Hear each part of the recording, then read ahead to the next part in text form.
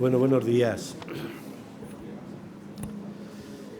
Hoy, además de presidente del foro, voy a hacer de presentador de Elena, lo cual para mí es mucho más que una satisfacción, porque me gustaría, en estos pocos minutos que voy a utilizar para presentar a Elena, también manifestarle, en primer lugar, la gratitud infinita por haber querido compartir con nosotros un día. Entre que uno viene de Madrid y se va y tal, es un día de trabajo y sobre todo agradecerle mucho que esté con nosotros en Málaga hoy.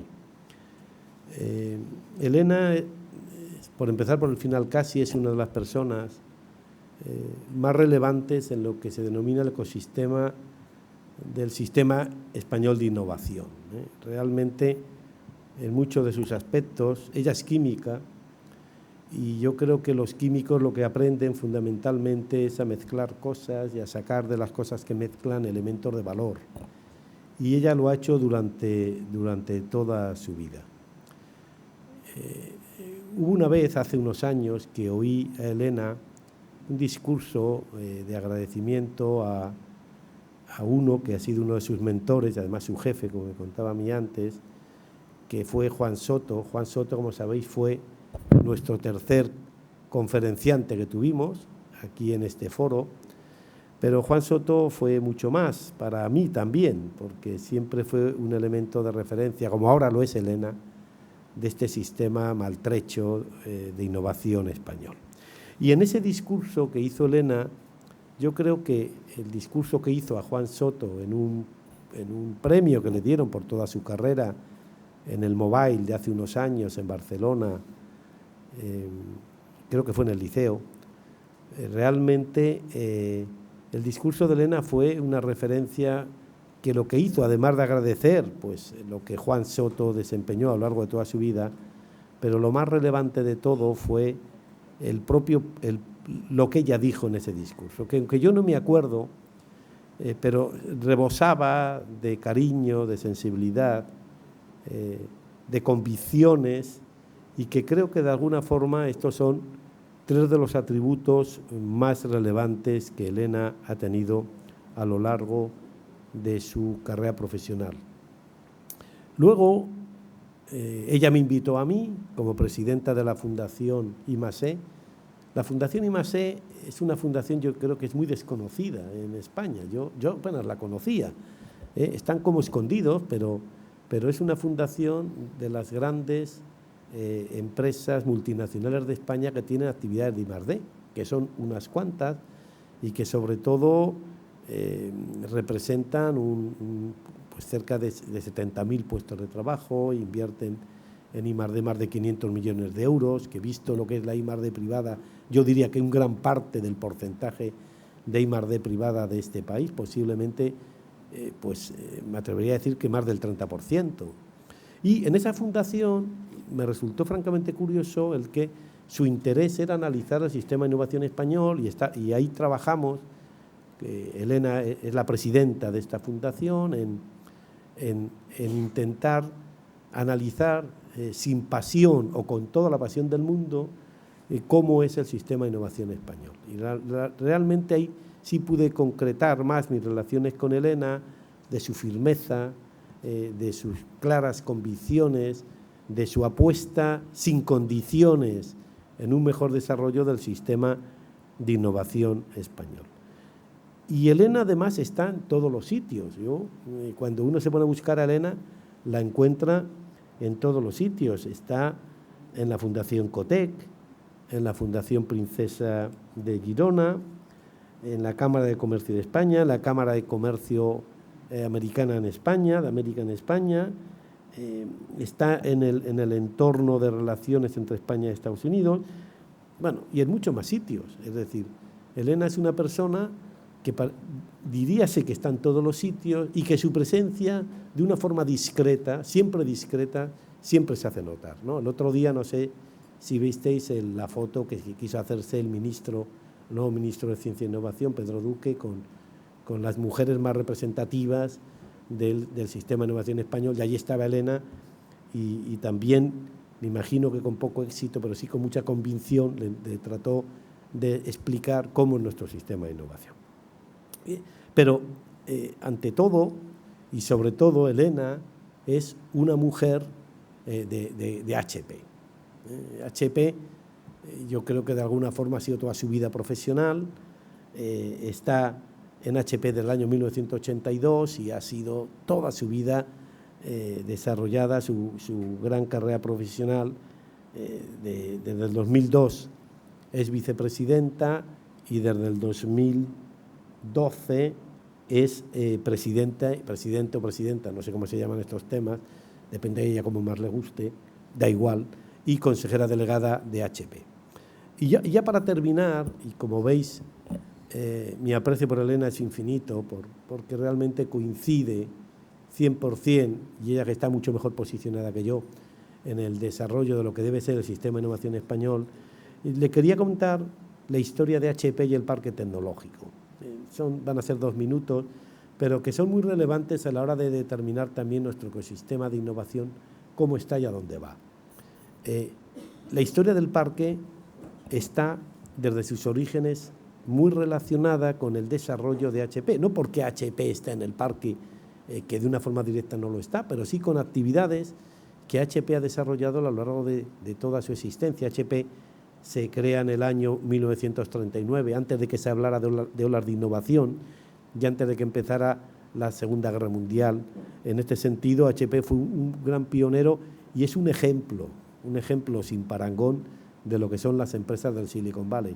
Pero no es que fuera en el año 39, de alguna forma lo sigue siendo ahora, pero HP a lo largo de toda su historia, yo creo que ha hecho 2 o 3 hechos relevantes. En 1999 creó una startup o una spin-off de HP, que fue Agilent, donde separó parte de la compañía. HP ha comprado empresas durante toda su vida. Es casi imposible leer una detrás de otra las adquisiciones que ha hecho, pero yo, por lo que ahora os contaré, hago referencia a las divisiones que ha hecho la propia HP. Y en el 2015, sabéis que HP, a modo de no sé qué, porque fue una cosa muy sorprendente para todos los que estamos fuera, se dividió en 2, en HP Inc., que es la que preside en estos momentos en España y en Portugal Elena, y también HP Enterprise. Os cuento esto porque la historia del parque está muy relacionado tanto con Agilent, con ese primer spin-off, como con HP Enterprise. En 1991, en los comienzos del parque, antes de empezar, se creó CTCon, que en el 2006 se convirtió en AT4 Wireless, pero fue el laboratorio de I+D de AT4 Wireless que fue comprada por 2012 por Agilent. Y Agilent también hubo una spin-off de Agilent, que es Keysight Technology, en el 2014, que esta es ahora la empresa que está en el parque tecnológico.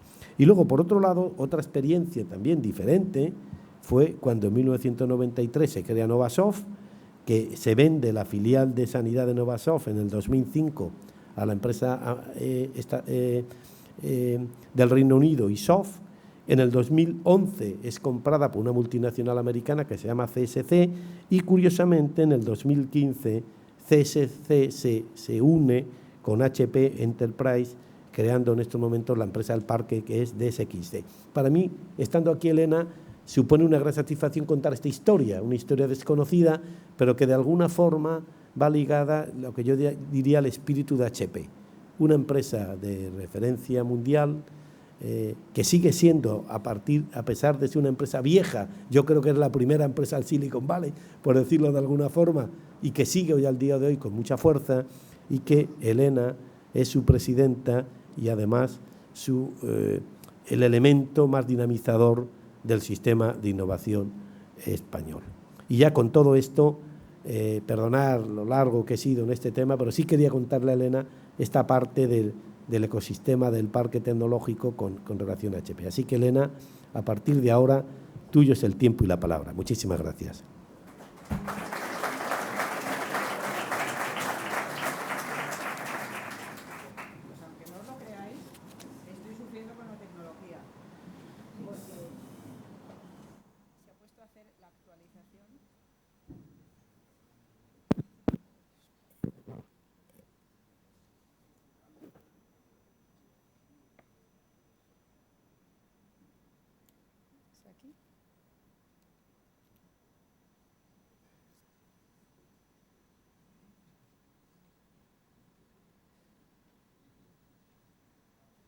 Parece mentira, ¿eh?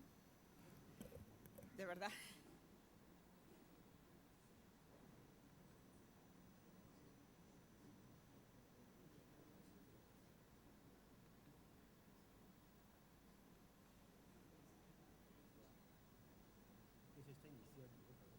No, es que está solo, está... Uf.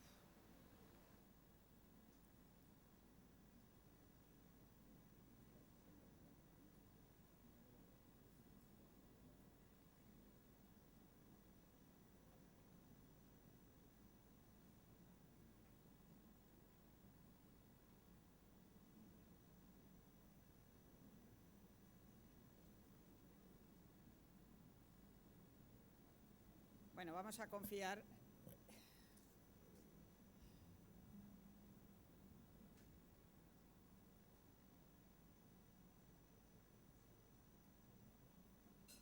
Ahora.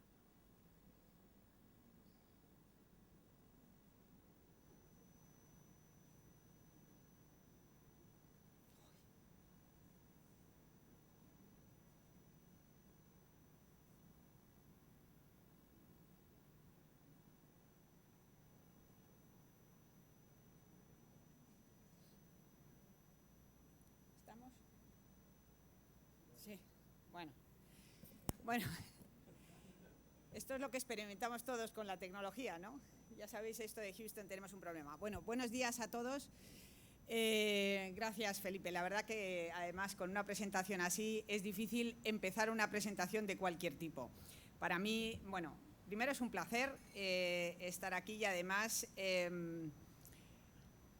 no solamente porque ya son varias veces que vengo a Málaga, sino también por tener la oportunidad, además, de tener, y yo creo que eso es lo importante, cuando estamos abordando temas de tecnología y temas de disrupción y tal, yo siempre digo que es crear foros y lugares donde, bueno, en el fondo nos hagan pensar sobre alguna de las reflexiones que están pasando hoy en día. Yo siempre digo, yo no voy a hablar de tecnología porque hoy no toca, ni voy a hablaros de realmente de una historia como la de HP, que yo creo que la has contado absolutamente fenomenal. Es verdad que yo llevo muchos años y he hecho muchas cosas diferentes, y he visto un poco evolucionar bueno, pues la digitalización como está en este país, y un foco muy importante, yo creo que lo has expresado muy bien, la voluntad que de HP en cuanto a traer innovación al país. Y Felipe y yo hemos estado pues me ayuda muchísimo en la fundación sobre qué es lo que se necesita, cómo podemos hacerlo más fácil, qué es lo que tenemos que hacer. Pues a veces te escuchan y a veces no te escuchan, pero no por decirlo no lo vamos a dejar de intentar. Y como multinacional, pues muchas veces, ya sabéis que a veces, pues iba a decir no todos somos iguales, pero no solamente eso, sino que el afán que tenemos de competir con otros países para traer ecosistemas aquí, pues muchas veces es complejo. Y no voy a tratar ese tema ahora, pero si queréis luego en las preguntas podemos pues ver qué se tiene que hacer, qué es lo que nosotros recomendamos y un poco lo que hemos trabajado juntos en la Fundación para eso. Hoy realmente, bueno, quería ser un poquito disruptiva en el concepto, y un tema general en el que yo creo que nos preocupamos, que estamos todos realmente preocupados. Y es, ¿qué es lo que está pasando en el mundo? Y, de hecho, hace 5 minutos me ha llamado un periodista sobre el tema, es, me ha preguntado, ¿de qué va a hablar? Y el tema, básicamente, es un poco qué es lo que va a pasar en el futuro, cómo vamos a trabajar juntos la tecnología, las máquinas y el hombre, qué es lo que está pasando. Entonces, voy a tratar de hacerlo de una manera lo más amena posible, y voy a ir, yo creo que es, como digo, reflexiones sobre lo que hay. Yo creo que se ve, ¿no? Sí. Bueno, se ve. Sí. estamos en alrededor de 1997, no sé si os acordáis esta escena en donde Kasparov, que era 15 años campeón del mundo, se enfrenta como revancha a Deep Blue, la máquina que realmente, bueno, era una partida de ajedrez, uno de los juegos que se considera que prueba la inteligencia. Él antes había ganado el año anterior a Deep Blue 4-2 y hace una revancha. Y es verdad que la máquina había aprendido y había estudiado clarísimamente muchísimas más jugadas de ajedrez. La realidad es que Deep Blue, yo creo que todos os acordaréis, ganó a Kasparov. Y es gracioso porque esto lo que sí se vio es que tuvo un impacto enorme a nivel mundial. Esto era como una voz de alarma, esto era como un hito, que de repente la gente dijo, ¿cómo puede ser posible que una máquina gane al hombre? Y este es, en el fondo, el miedo que todos tenemos. ¿Cómo va a ganar? Y esto es la dinámica en la que nos encontramos. Pero es verdad, por otra parte, que esa convivencia, el hombre y la máquina, la tecnología, y lo voy a trasladar a tecnología y el hombre, ha dado grandes elementos de crecimiento, grandes factores de progreso y progreso social. La convivencia hombre-máquina, hombre-tecnología lleva mucho tiempo. Pero, y en este sentido, Stanford hizo, relativamente, Ian Morris hizo un estudio en donde se veía los distintos, no sé si lo veis bien, el índice de desarrollo social y la población mundial y cómo había crecido en cuanto a hitos importantes en la historia. Y lo que se vio es que es verdad que tanto cuando las religiones, el mundo del Renacimiento, descubrimiento de América, siempre habían sido grandes hitos y que habían ayudado en el progreso, en la ciencia, etcétera, son en los últimos 200 años donde realmente hay un cambio clarísimo en cuanto al desarrollo social y también en cuanto al desarrollo de la población en el mundo. Y esto es debido, evidentemente, a la introducción, las famosas, lo que llamamos las revoluciones industriales, es la incorporación de lo que se entiende por tecnología en lo que es la historia. Y tenemos, por ejemplo, esto tuvo un impacto de manera importante en la forma de trabajar. La incorporación de las tecnologías, ya sabéis que ahora le llamamos que estamos en la cuarta. Hay gente, a mí no me gusta mucho llamarle la cuarta, aunque todo el mundo hablamos de la cuarta, porque eso quiere decir que va a haber una quinta. No sé si me entendéis. Hombre, Paco, gracias por venir, en primer lugar. Si hay un hombre que me encuentro en todos los sitios así como paradigmático, dicen que yo tengo la capacidad de ubicación, este hombre siempre. Yo siempre digo, Málaga no sería Málaga sin este señor, sin muchos más, pero también sin este señor y esa estrella polar que tiene. Así que enhorabuena, gracias por venir, un honor. Bueno, cada revolución ha tenido evidentemente tecnologías que le han ayudado. Pero sobre todo, y quizá es la faceta que me gustaría ver, el impacto que ha tenido desde el punto de vista laboral y el impacto que tiene desde el punto de vista de las personas. Si hablamos de la primera máquina de vapor, hablamos de un aumento, por ejemplo, de automatización de las tareas, sobre todo de las físicas. Después hubo la segunda revolución con la electricidad y el petróleo, hablamos de una optimización de dichas tareas y también empezamos con el trabajo en cadena. Hablamos de la tercera, es decir, de todo lo que es el mundo que ya muchos lo hemos conocido, de la tercera, el ordenador, todo lo que es las TICs. Estamos hablando de buscar una mayor automatización no solo de las tareas físicas, sino que ya empezamos las intelectuales. Y estamos ahora en lo que llamamos la cuarta. Y es una revolución porque en este aparecen nuevas tecnologías, pero no aparece una determinada. Y esto es lo que va a ser interesante, sino que aparecen muchas y además empieza a ser no una velocidad lineal, sino que es exponencial. Y yo os recuerdo que todos pensamos en lineal, no pensamos en exponencial. Y esta es la sensación de a veces vértigo que muchas veces produce lo que está ocurriendo, la capacidad de asimilación que tenemos. ¿Qué tecnologías hablamos? Pues evidentemente, por un lado, hablamos de todo lo que son tecnologías que ahora ya se están comoditizando. Es decir, yo hace unos años me acuerdo que presentaciones parecidas a esto yo hablaba del cloud, la capacidad y flexibilidad que da el tema. Ya no hablamos nadie del cloud. El cloud lo damos por hecho. Si bien todavía hay muchas empresas, sobre todo las pymes, que no están trabajando en cloud y que además lo que permite estas tecnologías, el cloud, las redes sociales, la movilidad, todo este tipo de tecnologías se van comoditizando y eso hace que grandes empresas ya lo tenían, pero las pymes, es decir, y no olvidar el tejido productivo de este país, pueden acceder a la tecnología como si fueran grandes empresas. Y esto es importante, por tanto, se van creando como olas. Y vamos viendo desde el punto de vista la importancia que tiene todo esto. Pero a partir de eso surgen muchas, y yo he puesto aquí, hay muchas, desde la hipermovilidad, que hemos pasado de llamar movilidad, esto de tener un ordenador o tener en cualquier sitio, en cualquier lugar, a el smartphone, que ya se convierte en un elemento que no creo que haya nadie en la sala que no tenga un smartphone. Si no, bueno, pues hay que hacérselo mirar, porque ese hombre merece, o mujer merece tenemos más móviles que un cepillo de dientes.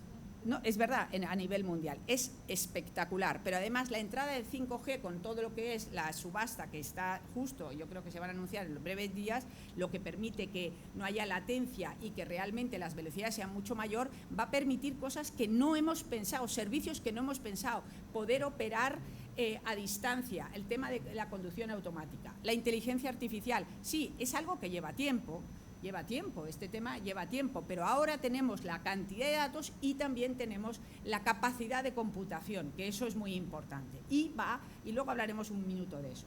Impresión 3D, luego hablaré también un minuto de eso, porque es hablar de mi libro, pero impresión 3D lo que permite es de la fabricación en masa, que ha sido hasta ahora, a la personalización en masa.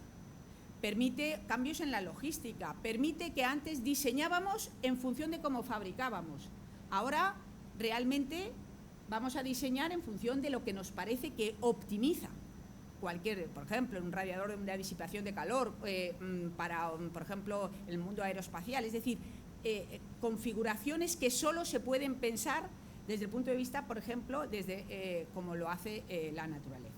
Y la realidad inmersiva, me ha parecido algo que también creo que va a cambiar muchísimo la manera en que interaccionamos. Yo siempre digo que interaccionamos en 3D y hasta ahora toda la tecnología era en 2D. Pero esto de ver en 3D, ser capaces de realidad virtual, realidad aumentada, que me va dando más información, va a permitir, por ejemplo, temas como la conducción autónoma, que no está tan lejos, está ahí, ya está ahí. Permite, por ejemplo, temas de guardia forestal en temas de situaciones críticas, en mecanización, etcétera, etcétera. Pero hay muchísimas más. Por ejemplo, y hoy veníamos hablando, blockchain, algo fundamental en donde yo, además, vamos, no solamente te animo, es una tecnología que no es la criptomoneda, es muchísimo más porque permite cuestionar la intermediación, permite dar lo que llamamos, y veníamos hablando en el coche, confianza al sistema. Y eso es potentísimo. Con lo cual, esto evidentemente están creando, son todo tecnologías. Pero dejarme que os cuente algunos ejemplos que van a cambiar también, y ahora pensar siempre en el impacto que puede tener desde el punto de vista laboral y en el mundo de las personas. Por ejemplo, Amazon, que está haciendo una disrupción Amazon en el ecosistema tremendo. Algunos, a todos, a nosotros también. No penséis que es que dicen, no, a todos, porque está recuestionando muchas cosas. Lo que empezó siendo vendiendo libros, ahora vende de todo. El otro día un acuerdo estaba con el tema de las farmacias. Pero dejarme que veáis cómo lo aborda desde el punto de vista tecnológico. Una aplicación reciente, bueno, de hecho se metió en el tema de frescos y compró Whole Foods en Estados Unidos. Pero mirar una aplicación, tú en una tienda que hay en San Francisco, la aplicación es el Amazon Go. Tú vas, coges y realmente con la aplicación entras en la tienda, vas con tu teléfono, la activas simplemente, igual que activáis el GPS, la activas, tú coges cualquiera de los temas que, productos que tú quieres, no tienes que hacer nada, pasas, sales por la puerta, te lo cargan directamente en la cuenta, etcétera, etcétera. ¿Esto qué impacto tiene? Pues tiene un impacto fundamental. El impacto que tiene, imaginaros, desde el punto de vista de lo que es todo el mundo de los cajeros. Puede afectar hasta, en Estados Unidos decían que podría afectar hasta 2,5 millones de puestos de trabajo. Walmart, todas estas grandes podrían ser. Otra, o sea, quiero que veáis los impactos que puede tener. Adidas, por ejemplo, Adidas está trayendo sus fábricas, que las trasladó al este, simplemente